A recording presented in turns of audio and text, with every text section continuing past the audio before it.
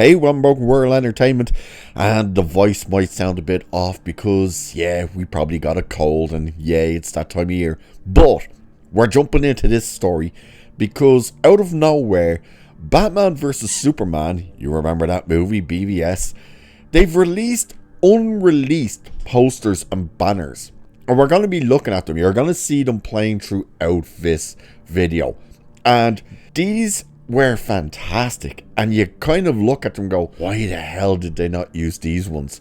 You know, we did obviously have images that they used for promotional material with the movie. But these ones were great. And it's like, ooh, you will see somewhere in this one in particular, which I love, which is Superman in front of the bat signal, and that one just stands out. It's like, oh, you should have used that.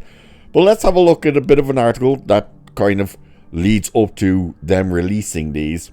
It's the artist, I believe, who released them as well, so it's not like Zack Snyder did this, which means you'll get all the weird people jumping in going, oh my god, the Snyderverse is coming back again. But it says, when Zack Snyder stepped on stage at Comic-Con in 2013 to announce a Batman vs. Superman movie inspired by Frank Miller's The Dark Knight Returns, excitement among DC fans was through the roof. After all, they'd spent decades waiting to see the two DC comic icons share the screen. Was it the 2013 Comic-Con that he did that? That couldn't be right, because Man of Steel only came out in 2013. What month did it come out in 2013? Was it like March or something?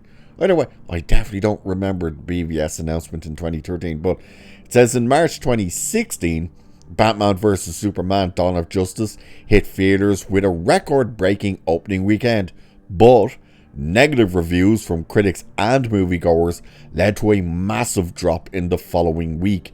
The 28% from critics on Rotten Tomatoes and a 63% audience score, Batman vs. Superman certainly wasn't a critical hit.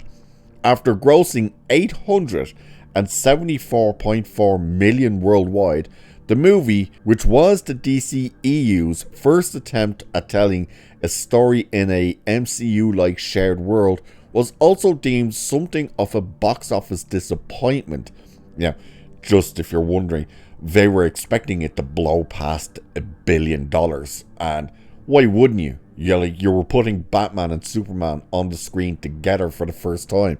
But, 874 million ain't nothing to be sniffed at. Marvel would love to be getting those type of numbers now. So would DC, actually, but, So, unsurprisingly, this response led to Warner Brothers changing course with the franchise, which is why Suicide Squad was drastically changed in the months leading up to its release. Everybody's still saying release the air cut. Many fans look back at Snyder's time in the DCU fondly, and BVS certainly wasn't all bad.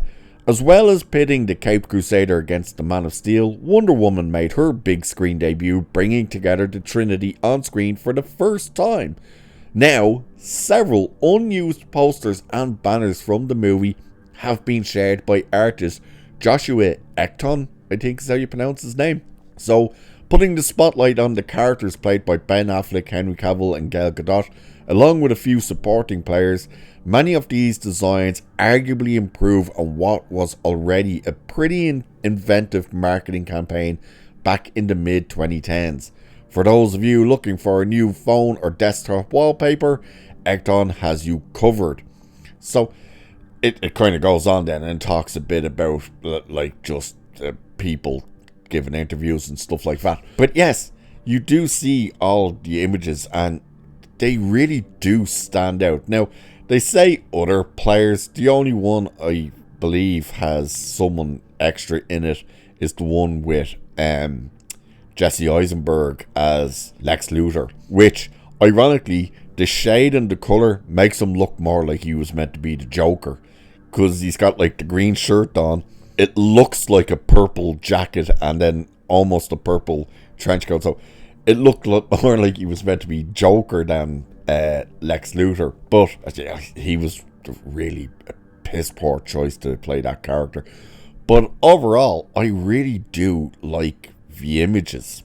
I do think they stand out so much, and so much more from the ones they did use. Now, the ones where, like, Superman is front and center and there's a blurry version of Batman and Wonder Woman behind him, and then you get another one where it's Batman front and center and so on and so forth. They did use something very similar to those ones.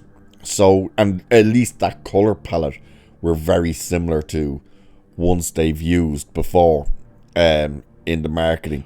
But overall, I really do like those images. Again, the one that really stands out for me is the Superman in the rain, in the air, in front of the bat signal in the sky. The only part of it that's a little kind of doesn't quite fit is I think they're supposed to be spotlights, but they're just too straight and it just looks like a big V. But I suppose it possibly is meant to be a V for Batman versus Superman. Either way though, I do really like that image. I think that one stands out quite a lot. I think there's one, again, you'll be seeing these throughout this video, but the one where Batman's on top of the building, that's a very interesting one because it's literally just the city and Batman.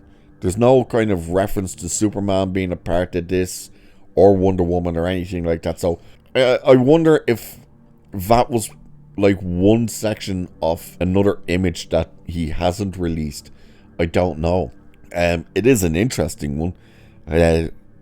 Does strike you as something that could be used for a solo Batman movie. But yeah, I think they're quite interesting, and they do have a lot of detail. So it's not like they pissed about with this for kind of just shits and giggles. It does make you wonder why they didn't use them, or even like when they start releasing the Blu-rays and DVDs and stuff, why they didn't include that art. You know, rather than going for the main poster art they used on the movie poster, why not use one of these ones? That could have worked brilliantly, especially if you put out the original version, the theatrical version, and then when they dropped which I pretty much sure they did immediately, the extended cut, they could have used these type of images rather than sticking with kind of the main images they used for the promotional material. But there's three that really kind of stand out as well. Just the vibrance of it and just the way it looks and framed. Which the first one is the one with Batman front and center about to like punch one of the guards with Superman at the back and Wonder Woman. And you could notice as well, when you're looking, you'll see one of the soldiers, the one that's down by Wonder Woman, has the Superman logo on his arm. So they were very much hinting at the whole nightmare sequence and stuff there. The other one then was again, Batman's front and center, but he's turned to the side and Superman's facing you. Wonder Woman's kind of facing away with kind of the orangey and blue kind of colours coming through. I think that one's great. Just the vibrance, the way the light works in that one, I really like that one. And then the other one as well is Batman in the armoured suit standing next to the bat signal with Superman staring down at him in the rainy skies. Like, that one was pretty cool as well. So I really do like these images. You know, kind of sucks that we're all the way now in 2026 and 10 years later and these things really, you know, they've no purpose at this stage. But yeah, I like them. What do you guys think though? Do you dig them? Do you wish they used some of these? Whether it was for the actual movie on the big screen or Blu-rays or whatever. What do you think? Would you use these as some of your wallpaper or your desktop papers, whatever? Let me know. And with that, I shall leave it there for this one. So do like, share, subscribe and all that good stuff. Cheers. And I shall catch you in the next one.